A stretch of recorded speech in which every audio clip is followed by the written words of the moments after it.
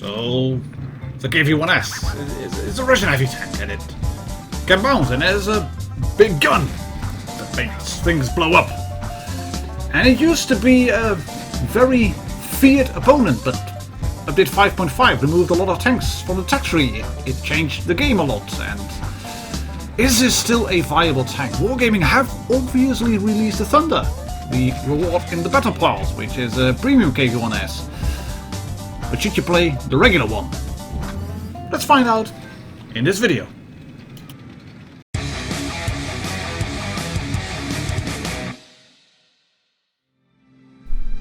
Yes, welcome back, ladies and gentlemen, tankers of Blitz to the channel. We're gonna review the big gun tank, the KV-1S. That's a tier 6 heavy tank, which was one of the tanks that I didn't really like to face when the old matchmaking was still there, the +2, -2 matchmaking, and that had nothing to do with the tank in the form of armor. Because if you have a tier 8 tank, then you can reliably penetrate this tank, no problem whatsoever, no questions asked. The armor is there, it is all well and good. But it has a lot of weak spots on the lower plate, on the cheeks, etc. But it had a really big motherfucking gun, as you can see. If you hit with this tank, then you will hit on average 400 alpha with your AP. Your penetration is really good. It can punch through everything basically, and if you were in a tier 8 battle, then if you would swap out APCR, you would have really through the roof penetration values. And even now, if you're in a tier 6 battle, that's going to be more than enough. The Hellcat on my team decided to poke, which was a bad idea, but he's providing me with some valuable cover now, and you can see that we're getting bum rushed quite a bit, but I can move forward here. Shoot the tier 1 heavy and bounce a few shots, bounce 2 in total now. I'm just going to sit here. And this is what you do with this tank a lot. You go to a spot now and you sit and you wait for your gun to reload. And the SU-100 blows with the tier 1 heavy. I can put a shot into the Stuck. That's all good. And then I have to wait for another 20 seconds. And luckily my team is holding the other flank, and they are kind of winning the other flank, and I have some support from the SU-100 at the back. And I think, right, I can go forward now and clear this guy. Oh, no, there's an SU-100 of the red team. He dubs a shot into the ground, and then I do not have the time to back off quick enough again to bounce a shot from the Hellcat. And in hindsight, I should have stayed behind my dead friendly Hellcat, because now the SU-100 penetrates me through the cupola, maybe, or through the turret cheek, as you can see. And yes, the SU-100, that tier 6 tank destroyer, has quite a good gun. We all know that. I've covered that in the review of the Object 268 line. That has a big gun as well.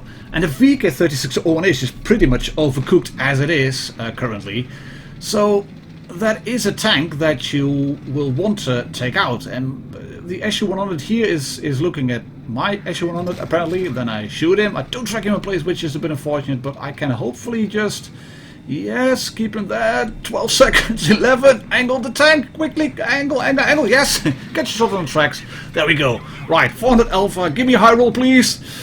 3 seconds, 2 seconds, 1 second, shoot him, and 1! There's a theme for this video, and the theme is a number, and the number shall be 1. I didn't live and left him on 1 hit point. Screw you, RNG. But, well, he's going to kill me, obviously. But I've taken him down to 1 hit point, so my teammates just have to take out 1 hit point now on that tank. Well, this guy is not going to do that. He's not the type to do that.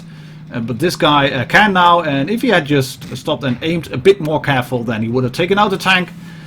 But it's going to be all fine. It's 2 versus 1. The SU-100 shoots the other SU-100, and then my SU-100 dubs a shot into the ground, because that's what that tank does.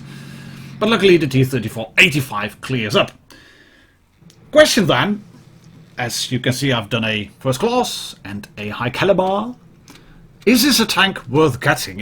If you haven't bought the premium pass in the current Operation Onslaught, the battle pass in World of Tanks Blitz, if you haven't bought that premium pass, then should you get this tank maybe and then enrich it?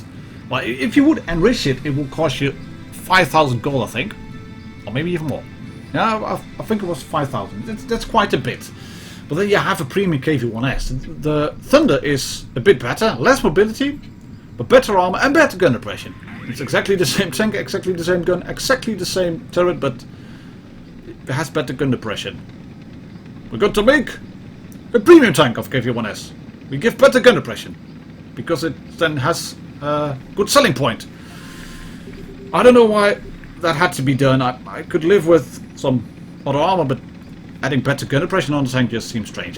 Anyways, the tank itself plays exactly the same.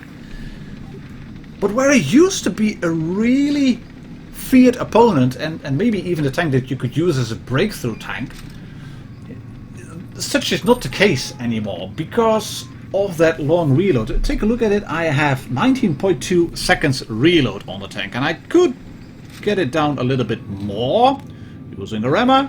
I think I'm using calibrated shells on the tank, but I'm using full provisions. Make no mistake about that. If you have it just stock, you're under 3 rounds a minute. You have less than 1200 DPM on your AP. If you're going to use APCR, which you don't really need, but say you do, then your DPM drops even lower.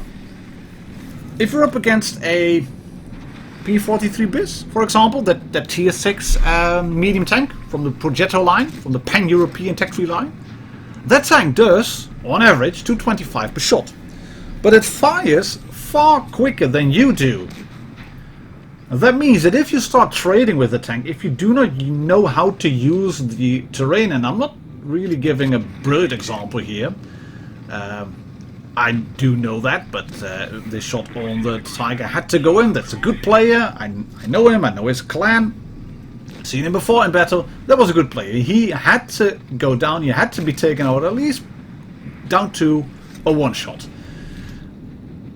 And we can now roll in, clear him, roll forward, and thank you, the M6 misses. That's good. The Tiger 131, it had to go down. But you can see that it took them not that long to turn me into a 2-shot kill for most of the enemy team.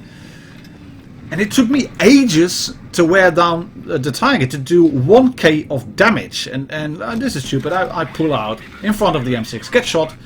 But you can trade with the tank. If you have a shot in the barrel, if you have your gun loaded, then you can fire and then you can do big damage. But if you go into a DPM fight, into a 1 versus 1 fight, it is a bad tank. It has a long reload, it has a long aim time, it has got bad dispersion, it's got speed, mobility. But all in all, this tank has, I don't know, it has quite lost the arms race. It has lost the arms race which has been going on in World of Tanks Blitz. And I've said this before. I've covered this before. I've been stating this in a lot of videos.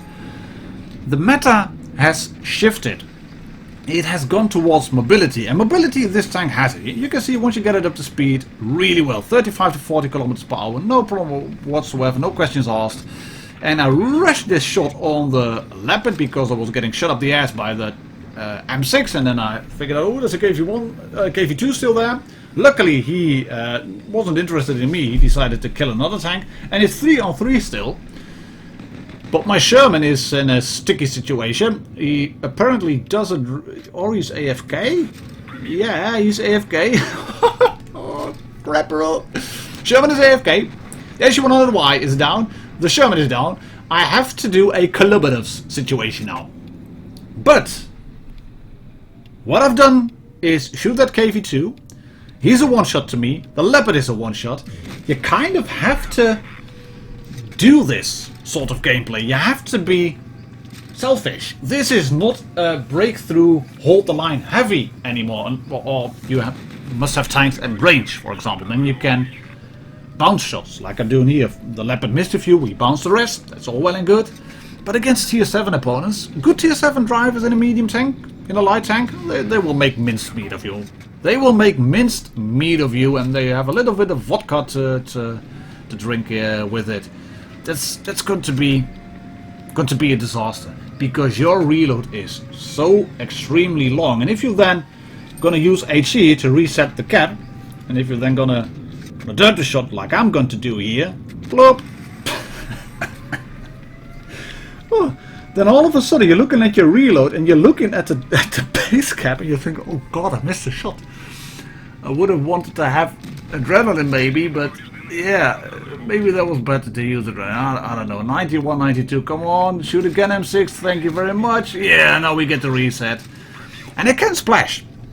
It's a big gun. It does enough splash damage. But if you want to have a tier 6 tank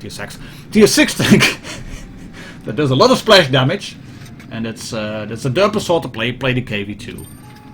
The KV-1S, it's more mobile than the KV-2, but if you want to have a big derp tank in this tier, play the KV-2, not the KV-1S. Luckily this M6 does not know what to do, and he bounces on the side of the turret, and I've moved myself into a stupid situation here because I have my cupola sticking out, then he shoots my track, and you can see that he's managed to shoot me once, twice, and here we go, 3 times before I'm reloaded. I can do 400 on average with AP, and max roll would be 500. But a skilled M6 driver will make mincemeat of a KV-1S, and this is a mastery. 1000, as you can see in terms of base XP. But yeah, it is a solid tank, but nothing more. It has a big gun, and that's about it. KV-1S. Thank you very much for watching, ladies and gentlemen, tankers of Glitch Universe. I'll catch you all in the next video. Cheers, and happy tanking.